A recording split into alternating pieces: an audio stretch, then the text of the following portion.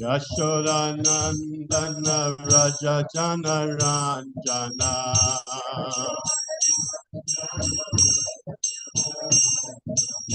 Jamunatira Vanachari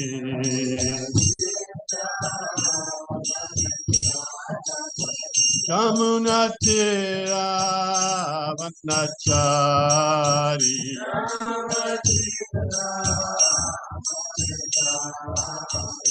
Jaya Radha Madhava Kunja Bihari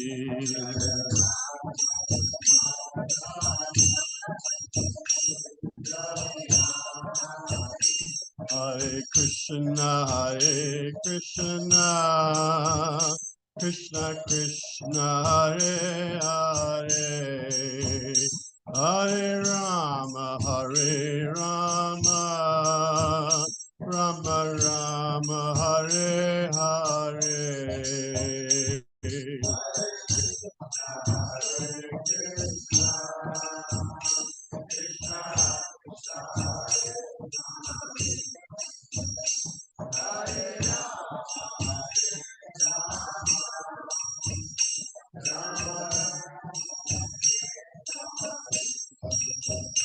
Hare Krishna Krishna Krishna Hare Hare Hare Rama Rama Rama Hare Hare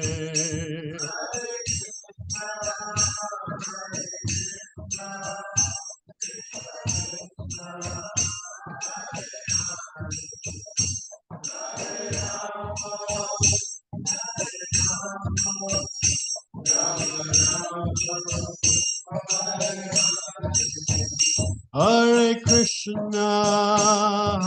Krishna Krishna Krishna Hare Hare Hare Rama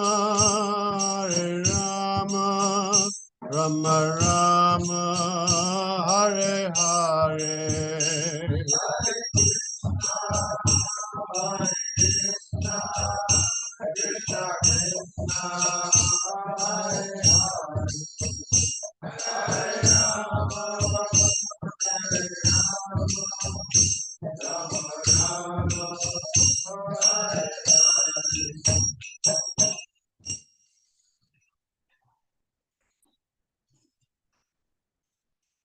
Om Namo Bhagavate Vasudevaya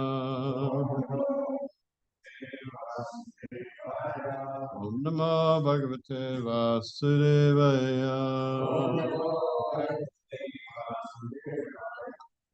Namo Bhagavate Vasudevaya.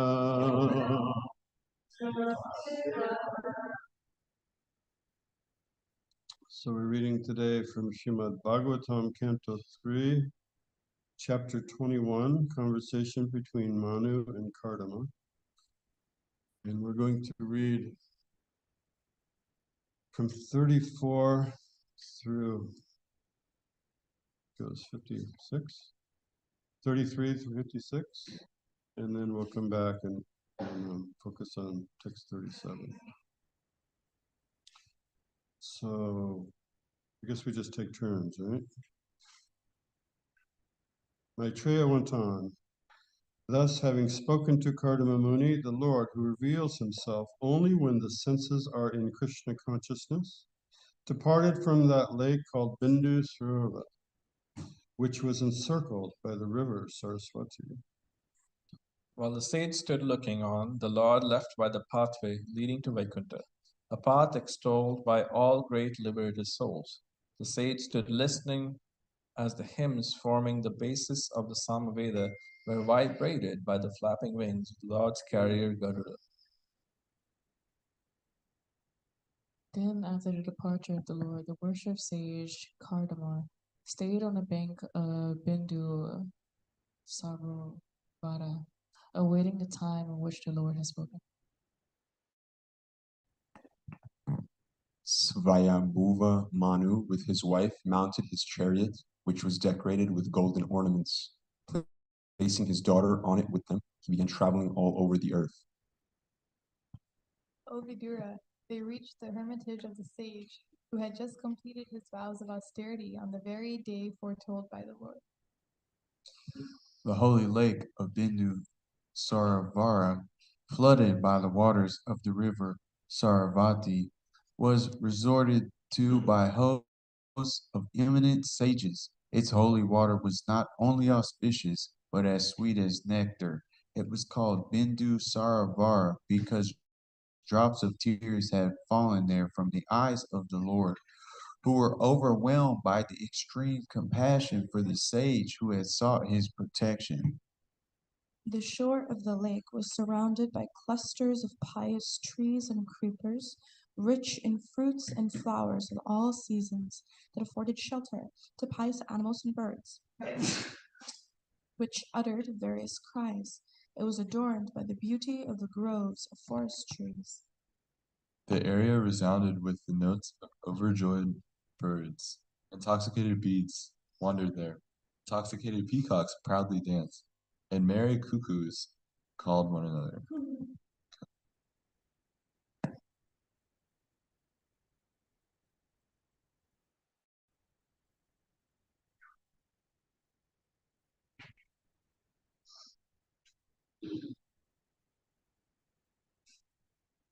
Lake Bindusarova was adorned by flowering trees such as Kadamba, Champaka, Asoka, Karanja, Vakula, Asana, Kunda, Mandara, Kutaja, and young mango trees. The air was filled with the pleasing notes of Karandava ducks, plovers, swans, ospreys, waterfowl, cranes, chakravakas, and chakoras. Its shores abounded with deer, boars, porcupines, gavias, elephants, baboons, lions, monkeys, mongooses, and musk deer.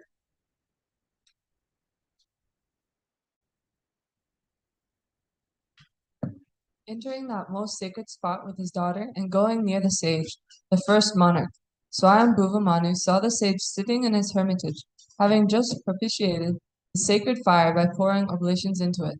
His body shone most brilliantly. Though he had engaged in austere penance for a long time, he was not emaciated, for the Lord had cast his affectionate sidelong glance upon him, and he had also heard the nectar flowing from the moon-like words of the Lord. The sage was tall, his eyes were large, like the petals of a lotus, and he had matted locks on his head. He was clad in rags. Swayambhuva Manu approached and saw him to be somewhat soiled, like an unpolished gem. Seeing that the monarch had come to his hermitage and was bowing before him, the sage greeted him with benediction and received him with due honor.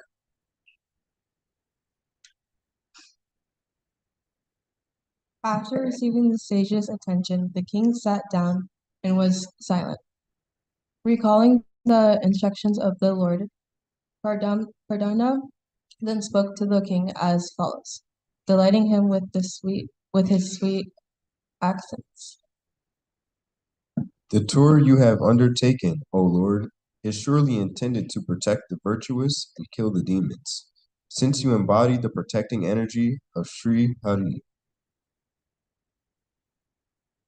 When necessary, you assume the part of the sun god, the moon god, Agni, the god of fire, Indra, the lord of paradise, Vayu, the wind god, Yama, the god of punishment, Dharma, the god of piety, and Varuna, the god presiding over the waters.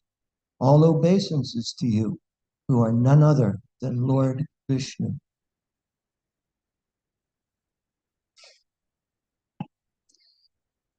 If you did not mount your victorious jeweled chariot, whose mere presence threatens culprits, if you did not produce fierce sounds by the twinging of your bow, and if you did not roam about the world like the brilliant sun, leading a huge army whose trampling feet cause the globe of the earth to tremble, then all the moral laws governing the varnas and ashrams created by the Lord himself would be broken by the rogues and rascals.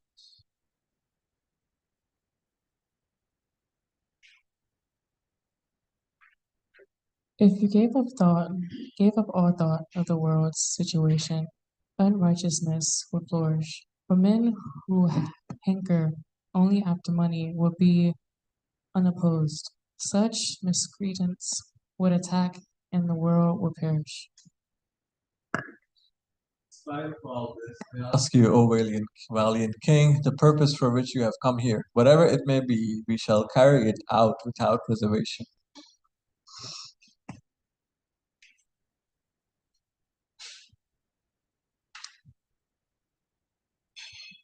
Okay, so now I'm perplexed because we normally do the Sanskrit and translation and purport, and our key verse today is text 47. But in the book, it's 45, 46, 47 are treated as one. So just do the last one. I'll just do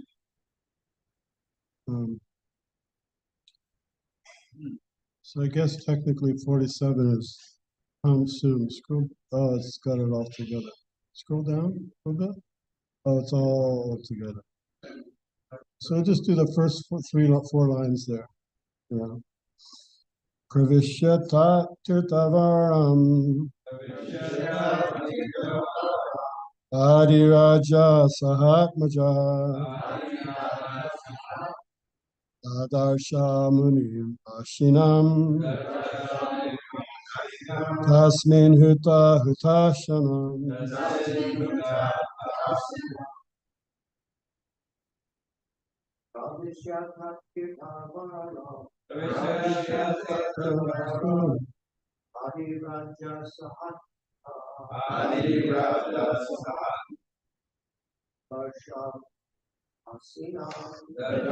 Munim Ashinam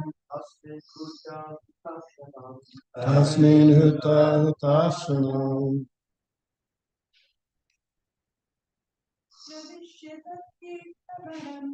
Pravishyata Titavaram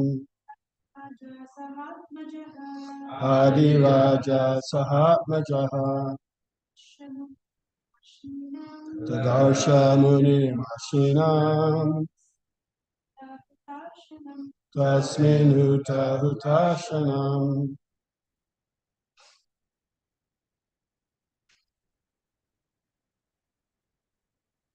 Do the word for word? It's a little more. Entering the most sacred spot with his daughter and going near the sage, the first monarch, Swayambhuva Manu, saw the sage sitting in his hermitage, having just propitiated the sacred fire by pouring oblations into it.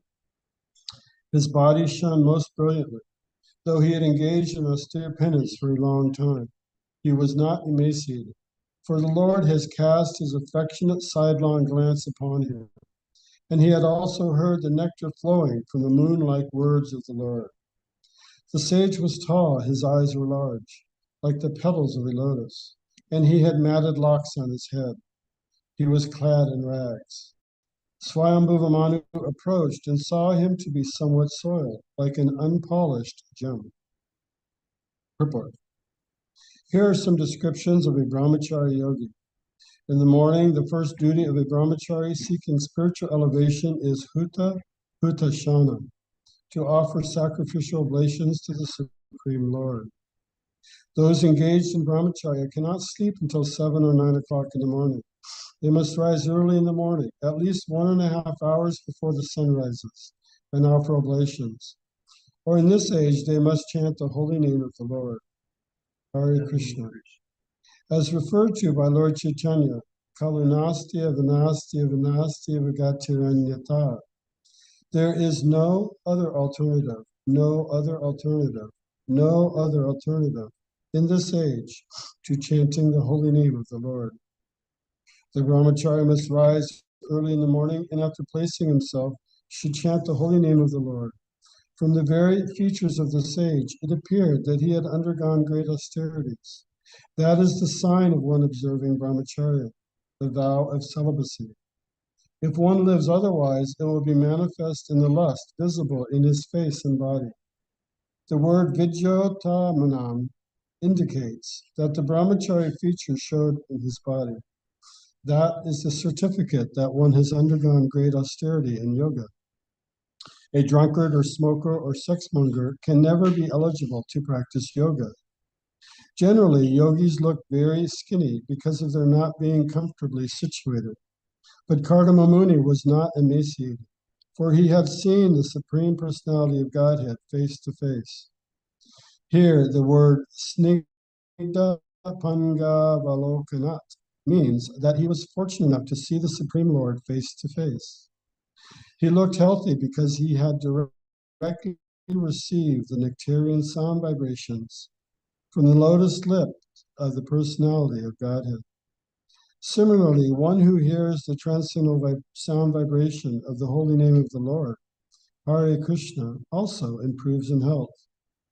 We have actually seen that many brahmacharis and grihastas connected with the International Society for Krishna Consciousness have improved in health, and a luster has come to their faces.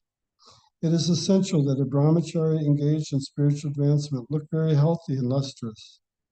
The comparison of the sage to an unpolished gem is very appropriate. Even if a gem just taken from a mine looks unpolished, the luster of the gem cannot be stopped. Similarly, although Kardama was not properly dressed and his body was not properly cleansed, his overall appearance was gem-like. So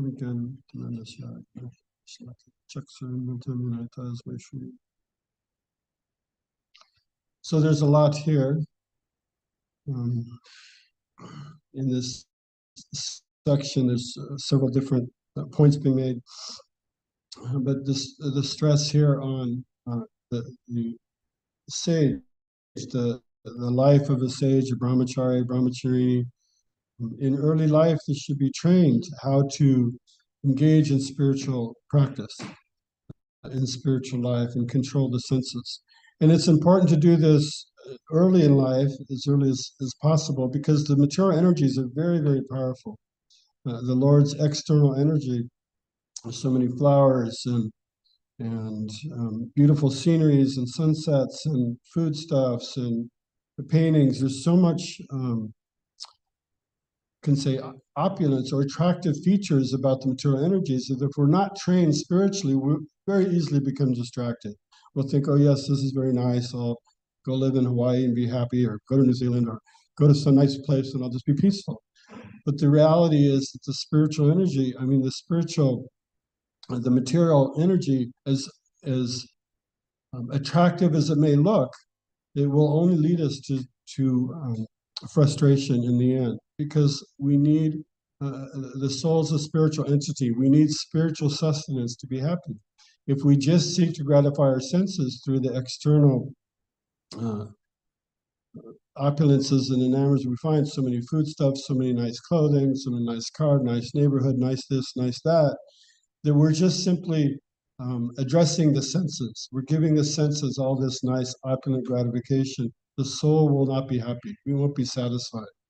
And so we have to understand that at a very deep level. And that's one of the purposes, one of the main purposes of brahmacharini life, is to become instilled and get a taste, get an experience of that spiritual satisfaction. You get one drop of that spiritual nectar, and then you're finished. The material energies can't allure you.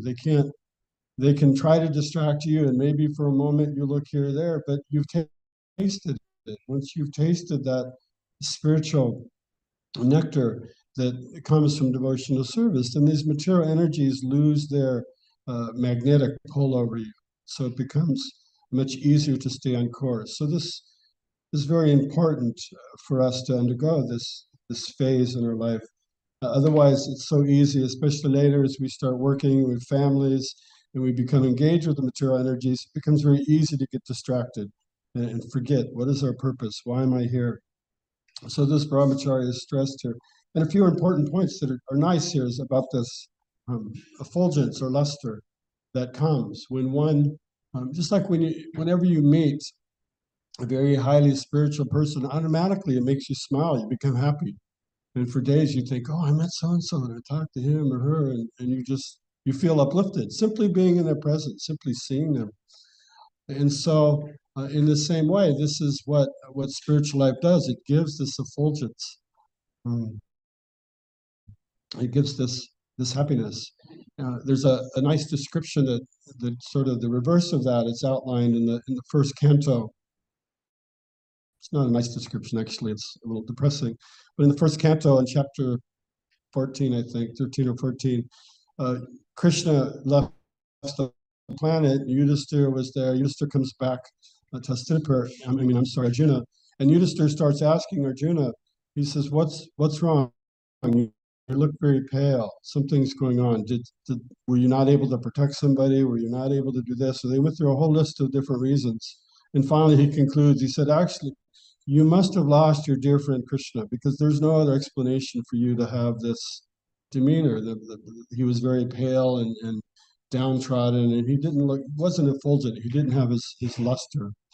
And so Yudhisthira could understand. There's only one cause, is that Krishna must have left the planet, and therefore your dear friend isn't there, so you don't have that luster. So that's just a reverse way of saying what's said in this verse and purport, is that by engaging in spiritual life, by chanting the holy names of the Lord, we actually come in contact with Krishna, and it gives us an effulgence, it gives us a happiness. I mentioned here in the purport the health. Prabhupada makes this point. He says, when one hears the transcendental sound vibration of the holy name of the Lord, Hare Krishna, also improves in health. And I know from my own experience, it does also improve not only physical health, but also mental health and intelligence. I worked for many years in the corporate world. I still work in the corporate world in management. Had big titles at National Geographic, vice president, different things. And I can tell you from experience that I wasn't qualified for many of the roles I had and many of the tasks I was given. But through chanting the Maha Mantra, it cleanses the mind. It removes the fog of the material energies, allows us to perceive who we are as spiritual entities, allows us to perceive our dependence upon Krishna. And then we're able to, in whatever situation we find ourselves, we're able to do the right thing. We're able to know what to say and how to act and function in the world. And then people look at us and say, oh, that's very nice, you did this and this. And we're understanding, well, actually, I don't really know what I'm doing, but Krishna's guiding me. I've convinced myself 100% that Arjuna, if you asked him, or you congratulated him on winning this battle, this very big battle, you did such a wonderful job, he would look at you like, well, no, I did nothing. I had no part in this. I was simply a tool in Krishna's hand. Krishna said, do this, do that, this arrow, that arrow. And although we look and we see Arjuna's on the chariot and he's actually doing things with his body and his energy, and he's defeating all these enemies. So he's doing it. But if you ask Arjuna, he'll say, no, Krishna is simply acting. I'm just an instrument. So this is the nature. This is actually the constitutional position. This is our identity, that we're simply part and parcel of Krishna. We're simply instruments. And when we're connected to him and we're in tune with him, then we can understand what we should be doing, what we should not be doing, how to act. And it takes some time. It's not an easy thing because, again, those material energies are very powerful. And we get these thoughts in our head, I should do this, I should do that. So we need guidance. We need study scriptures every day to cleanse that mirror of the mind. We need association of other spiritual-minded persons. We need to engage in the right activities to keep that clarity. Otherwise, we lose it. Srila Prabhupada talks about the spark in the fire.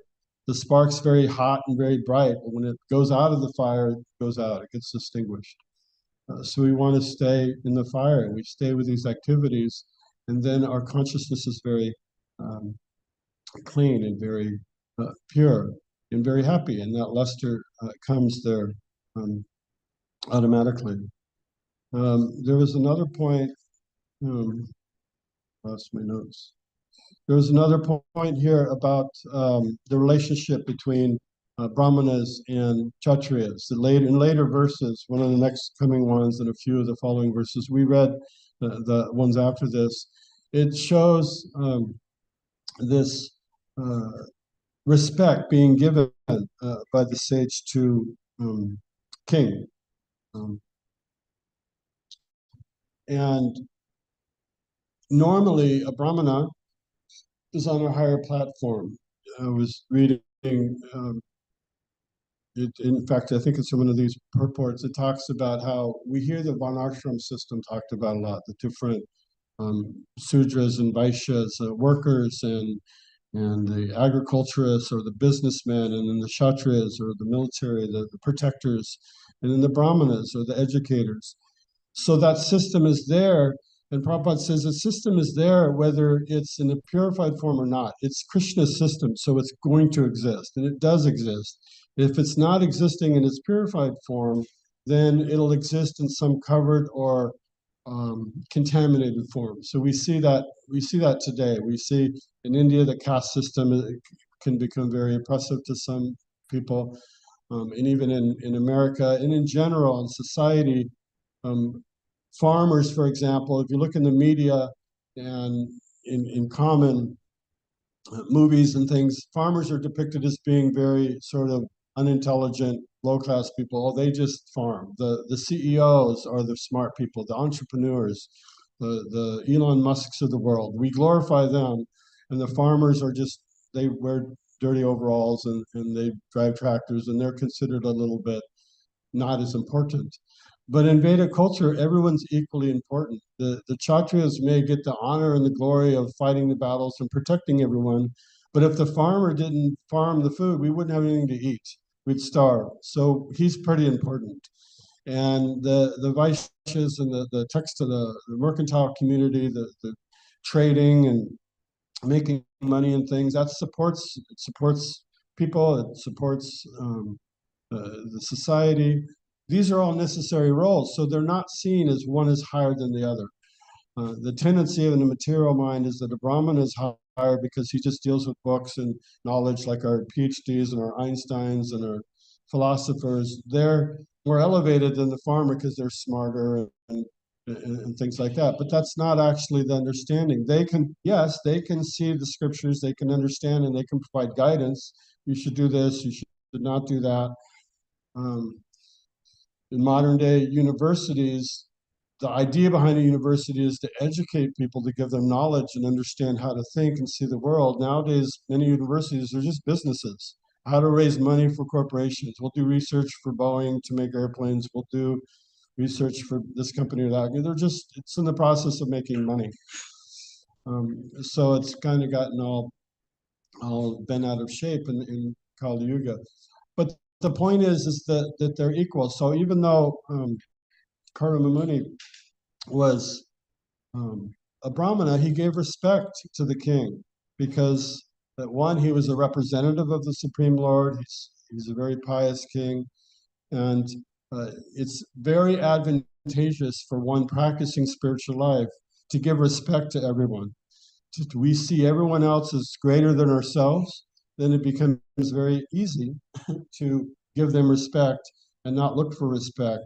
It's very hard to do this because our mind fights back. Oh no, wait a minute, this person has this quality or that person has this quality. They're not more advanced than you. And so the mind and the false ego will fight back ferociously.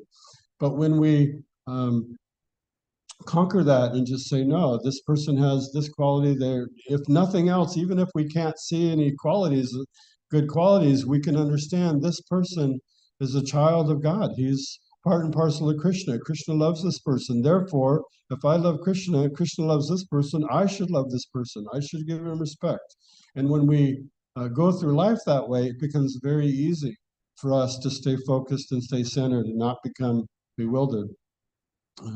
This pride is such a dangerous quality that it can throw us astray. So this mood of giving respect to the Kshatriyas, even though he was a Brahmana, is also important. I don't know how I lost my little piece of paper, but those were the main points. The other thing I wanted to mention is I don't have a lot to speak on. We don't have.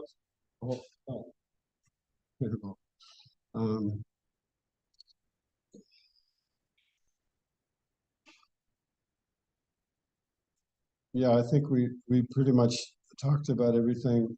The main points that Yeah, those are the main points that stuck out to me and that I wanted to kind of cover here. The other thing, small point, I don't have a lot to say on it. We don't have a lot of time. It is a very auspicious day today. Some days are surcharged with spiritual energy, and simply existing, you get a benefit from that spiritual energy. So today is one of those days. It's disappearance of Madhu Pandit, who's a disciple of Gadadhar, one of Lord Chaitanya's associates. It's the appearance day of Sita Devi, the consort of Ramachandra, and the appearance day of Janava Devi, is the wife of Lord Nityananda. So automatically the day is surcharged before we even wake up with spiritual energy. So any spiritual activity we do gets magnified. You hear of those fundraising campaigns, they do a match, they say, some anonymous donors, if you donate $500, I'll donate $500. And so then the charity grows. Today is one of those days that any activity you do gets multiplied because it's just a very auspicious day. But the main point, at least for me in this purport, is the potency and the importance of chanting the holy name of the Lord. That without this chanting in Kali Yuga, there's no way to make real substantial spiritual progress. That it's so important. And it's very profound.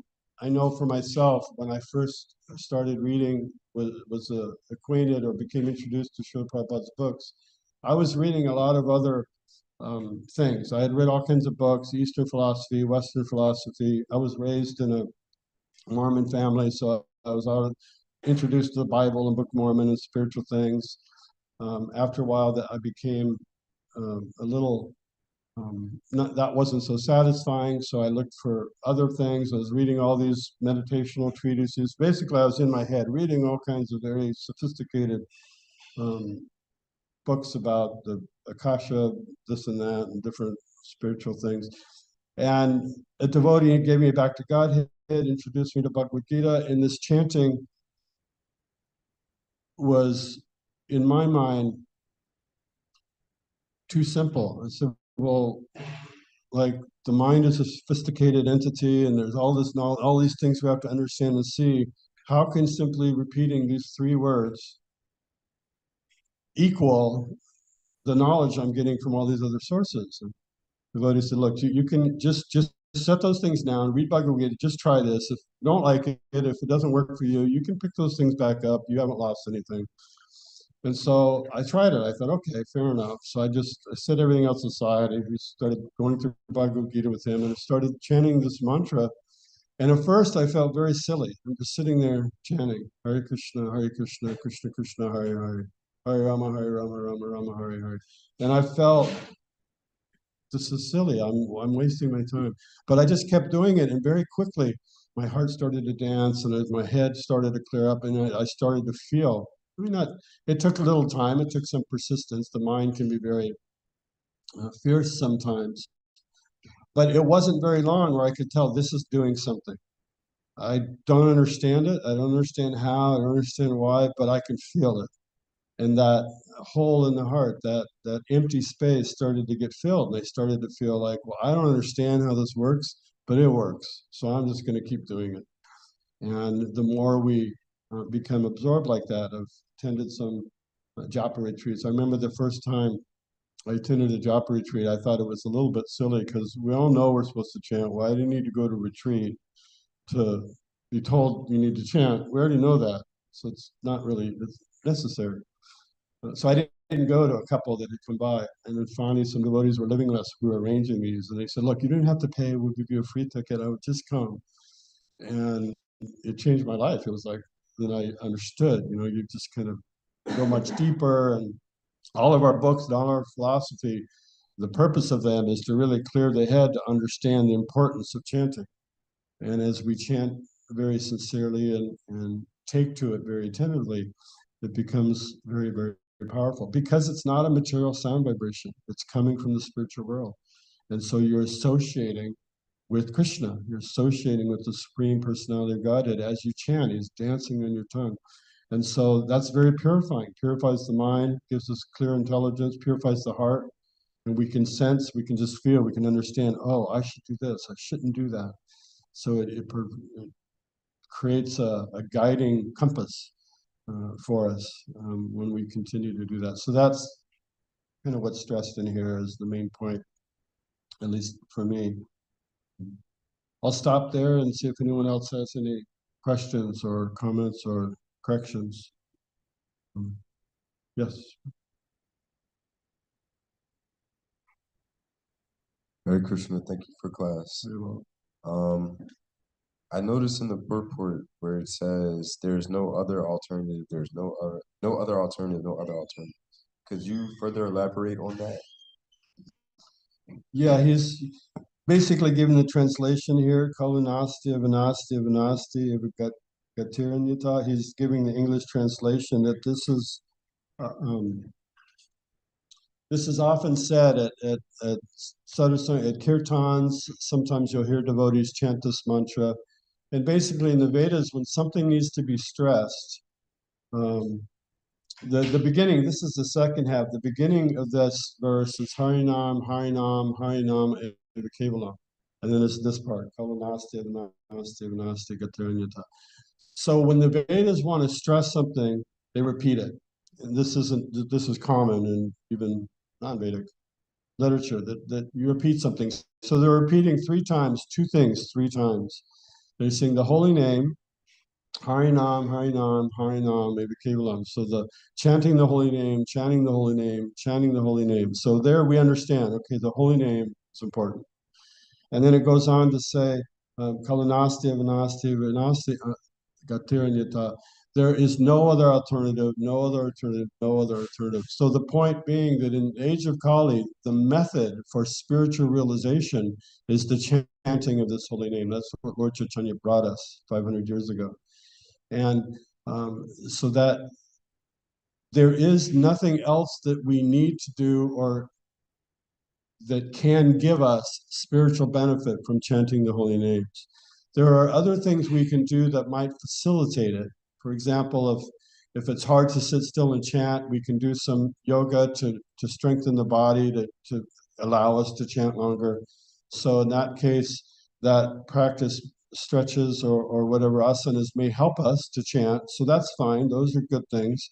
But we shouldn't think, well, I don't need to chant. I'll just do yoga, or I'll just read this book, or I'll just do something else. I'll just do some charity work, because other things won't give us the benefit. So that's what's being said. There's no other alternatives, no other alternative. There's no other. It's just repeated three times to drive the point home. And this kind of gets back to my experience when I first started chanting. It felt too simple. I thought, how can I just chant these words? How is this spiritual activity? Sometimes devotees are criticized for not doing more. You just sit in your temples and you chant out on the street corners. How come you're not, building hospitals or helping to save the world and doing things that are tangible? Of course, we do things. In fact, this facility, Krishna House, where you are, is one of the most tangible expressions of bhakti by feeding people every single day. There's a practical expression of that spiritual activity. So we do things for people. But the point is we become spiritually strong, spiritually enlightened, then we can give people knowledge that will help them, not in one type. If somebody's homeless or shivering, we give them a blanket, we may help relieve their suffering for a night or for a day or for a month. But if we give them spiritual knowledge, let me back up. So the materialistic person or somebody suffering, we just relieve their material suffering, then they engage in more material activity. At the end of their life, they take some other birth. We haven't really helped them. It's like a drowning person. We save their jacket and the person still drowns. Mm-hmm. But if we give them spiritual knowledge that can elevate them, not only in this lifetime, but in future lifetimes, and ultimately prevent them from taking another birth, then we've given them eternal benefit. And so spiritual activity, namely chanting, whether it's kirtan or japa, gives permanent relief because it penetrates the soul, even just hearing it.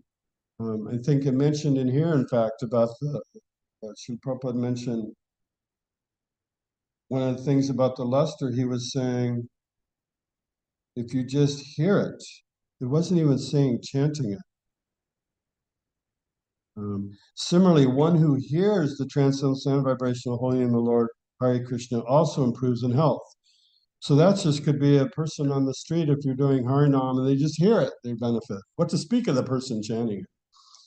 And so that's what's being said here with that repeatedly, no other alternative. There is, in Kali Yuga, there's no other method of spiritual activity that is as effective as chanting the Mahamantra. There are spiritual practices that can help purify. You can fast and you can study and you can do so many things that might help elevate you a little bit, but ultimately they won't give you the ability to transcend the material energies and get at the core root of the problem, which is the material desire in the heart. It's the chanting of the holy name. So that's what's being stressed here. Does that answer your question? Yes, Prabhu.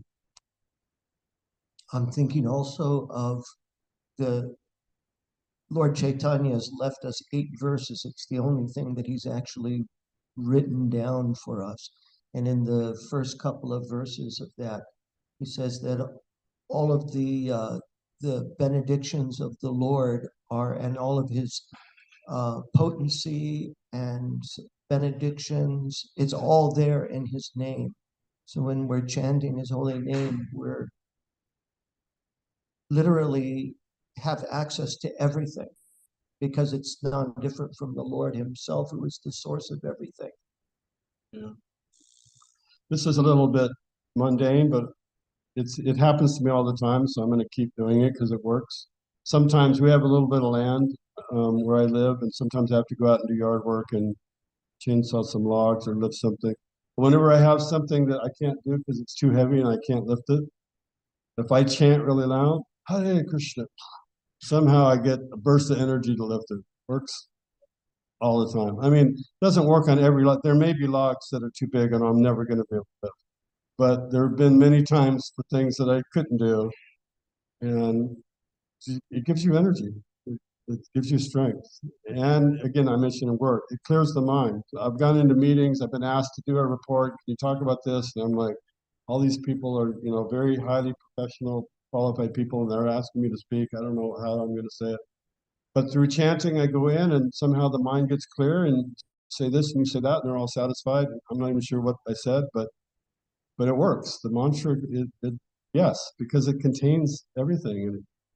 And even more so are the spiritual benefits. So sure, everything that we could want on a material level is present there, but the spiritual benefits of cleansing of the heart and awakening our love of Godhead and setting us on a path of discovering our true constitutional nature, all of that's contained within the holy name. So all the benefits of spiritual life are there in the holy name. Yeah, it's a really good point. And not only the benefits are there, so it's both the means and the end. So it's what we do to achieve the goal. And when we achieve the goal, what do? We chant, because chanting, then we're not looking for some strength or enlightenment or connection. We have that, but we continue to chant because the chanting gives us pleasure. There's a taste, it's satisfying. And the reason is because it's Krishna's names. And if you think about it, if somebody just keeps calling out your name and they like you so much that they just keep calling you and talking to you, eventually it's like, okay, I need to give this person some attention because they think I'm important. So this has an effect on Krishna. We're calling his names. And so he's thinking, oh, this person wants me. This person likes me. So it connects us in a very deep way, emotionally and spiritually, to Krishna, because it's his name. And so it comes with potency because it's his name, and because we're using our time and our energy to utter his name, then he's thinking, oh, this person is giving me some attention and time, so I should give them some attention and time. Let me reciprocate. It's a very deep personal thing, and it provides so much nectar that even after we obtain what we're looking for, spiritual peace, satisfaction, enlightenment, bliss, whatever it is that we're striving for, even after we get those things, we keep chanting because it's satisfying. And even those things might not be important anymore, but the chanting makes us very happy. This is what devotees do. When they want to party, they chant. They have a kirtan, 6-hour kirtan, 24-hour kirtan. That's what they do for fun because it's so satisfying. Yes.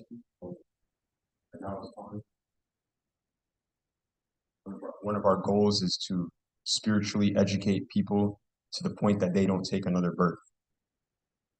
But then why have children? So because there are souls who want to get out of this material world. One of the greatest services we can perform is to provide a body to a soul that wants to get out of this world so we can have children. Those souls, it's all arranged. They can see, oh, this family, I can make spiritual advancement.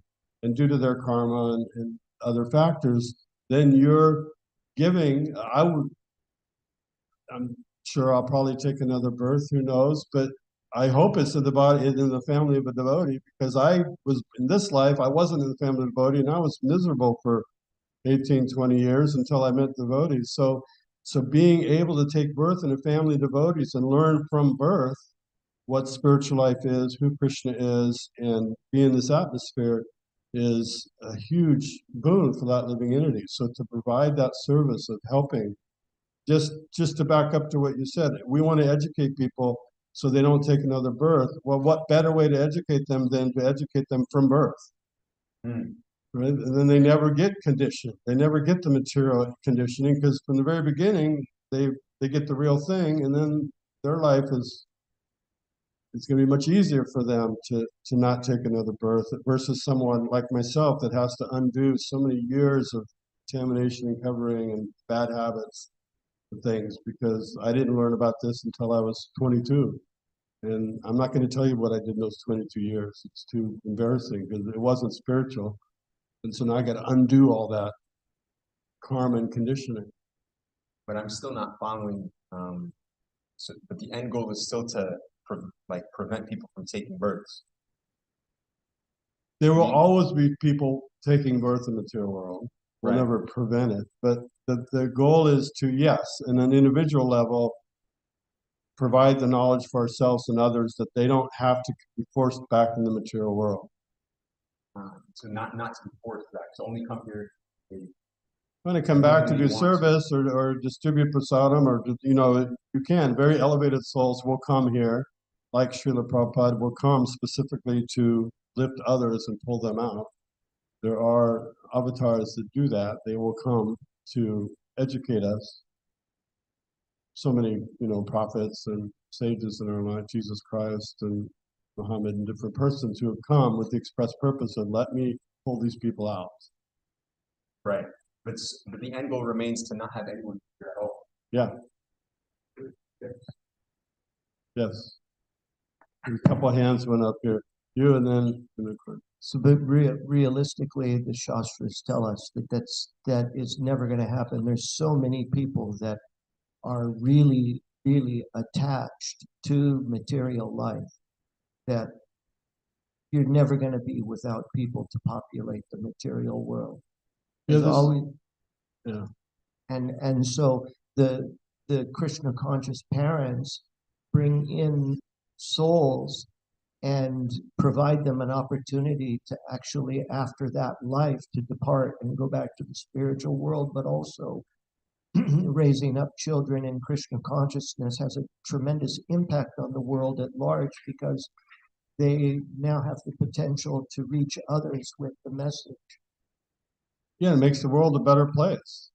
You have enlightened people as your mayor, governor, or leader. But it's true, there's an exchange in Chaitanya Charitamrita Vasudeva. If the whole universe was cleared and everyone went back to Godhead, immediately it'd fill up again. Like there's souls wanting to come here. So it's never going to be empty. But we want to, basically, both for ourselves and for others, we want to elevate. We want to elevate ourselves, we want to elevate others, ultimately not be forced to come back. One more question I had back here. Well, Hare Krishna. Thank you for such a nice class. I just had a comment that I hear the end goal, and yeah, there's this feeling of like you don't want to promote like inviting another soul to take birth in the material world, But the end goal actually is just devotional service. So for the devotee, it doesn't actually matter where he is, planet Earth or heavenly planets or the hellish planets or wherever he is, she is, then they just want to serve Krishna. And so in that way, like whatever we have, and like Krishna, we're cooking food, everybody eats here, but this food is not normal food. Prasada, spiritual. We have the deities. We're offering flowers and we're dressing them and we're doing so many things with our senses. It's not normal, it's spiritual. Same way when we're raising a family, like we have this natural propensity, but it's not normal. That's a really good point. It's not spirit. As soon as you're engaged in devotional service, you're not in the material world. And so this is Bhaktivinoda Thakur says, let me take birth as an insect as long as it's in the house of a devotee. If we're engaged in devotional service, then we're in the spiritual world. We're not affected by these material to the degree that we're enraptured and focused on that. Yeah, that's a really, really good point. That it becomes spiritual. And so then it doesn't matter. Material world, spiritual world. Our goal is not to leave the material world. Our goal is to engage in devotional service. When we do that, then we're spiritualized. We'll spiritualize wherever we are, including our own mind and our own consciousness.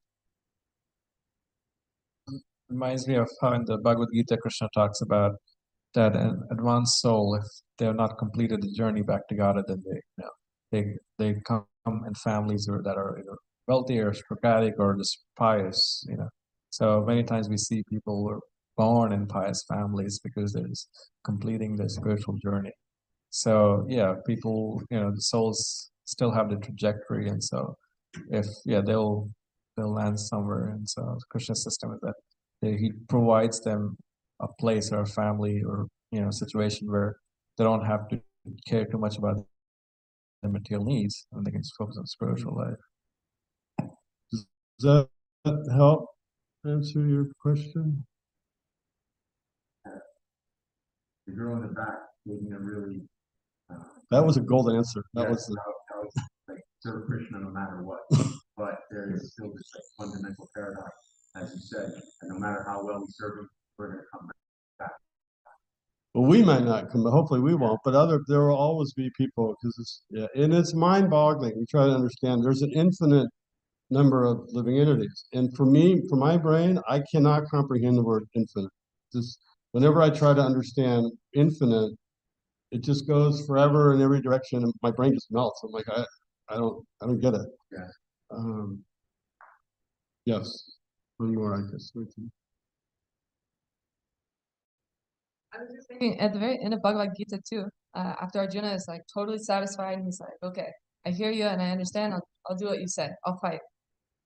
At the end, Krishna says that the most dear person to him is that person who shares this message. And, or is it Krishna or somebody? Anyways, there's that verse that says that the most dear devotee is that person who shares this message of Bhagavad Gita. And so in the same way, like if we look at Prabhupada's example, he was in Vrindavan, he was totally comfortable, he was translating books, he was totally Krishna conscious, and still he came to New York City in the 70s in the most like crazy time ever in history. And he was never not blissful. He was never not, serving Krishna. So in the same way, like why would we come here? But actually there's a higher bliss. And I was thinking, even in that verse, it was talking about the affectionate sidelong glance. And that's what gives the devotee his effulgence. In the same way, when we're spreading Krishna consciousness or we're sharing that joy with others, Krishna is more pleased, and therefore we're also more pleased. So there's good reason to stay in the material. Not that we want to stay in the material world, but there's a good opportunity here. There is. And that's a really good point about Prabhupada coming. Not only he came to the West, which is much different from Vrindavan, and he came to New York, and he went to the Bowery, which is sort of Skid Row at that time. And you'd have to step over drunks to get up into his room to see him. So this is where a saintly person comes out of choice to distribute this knowledge. So yeah, it's a really good point. It's an excellent point, and that's the essence of it. Engage in service and spread. And what you're doing, you're changing people's lives. We hear stories all the time about people. I mean, there's hundreds of stories. Someone could write a book about it. But they meet some person and, oh yes, back when I was in school, the devotees fed me. So many people you're changing their life every day simply by giving them prasadam. They may not understand what's happening, but it's affecting them. And it's very pleasant. So I probably should stop there. Katra Shri Bhagavatam ki jai. Srila Prabhupada ki.